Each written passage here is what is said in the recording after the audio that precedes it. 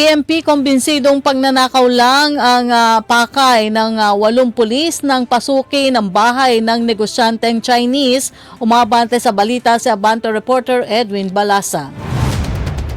Kumbinsido ang Philippine National Police na pagnanakaw talaga ang motibo ng 8 pulis nang pasukin nila ang bahay ng negosyanteng Chinese at silbihan ng maling warrant of arrest at limasin ng pera, alahas at mamahaling bagay na umaabot sa 85 million pesos nitong Abril 2.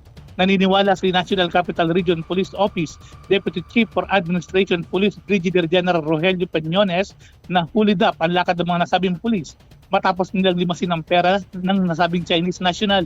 Samantala, sinabi pa ni Peñones na tikong pa rin ang bibig ng 8 pulis hinggil sa kung saan ang mga umanay kinulimbat na alahas, pera at gamit at tanging nailutang lang ang 12 milyong pitong halaga na pera na umano'y ginamit na pangsuhol ng inaresto nilang Chinese. Naniniwala naman si Department of Interior and Local Government Secretary John Vic Rimulya na bukod kay EPD Director Police Brigadier General Villamor Tulyao na naalis dahil sa command responsibility, ay wala lang ibang mataas na opisyal ng PNP ang madadamay pa at masisibak sa pwesto. Sa ngayon ay nasa kustodiya na ng Las Piñas City Police ang 8 pulis matapos silang sampahan ng patong-patong na kasong kriminal dahil sa kanilang ginawa. Ako si Edwin Balasa ng Abante Radio. Ito ang balitang mabilis, mabangis, walang minti.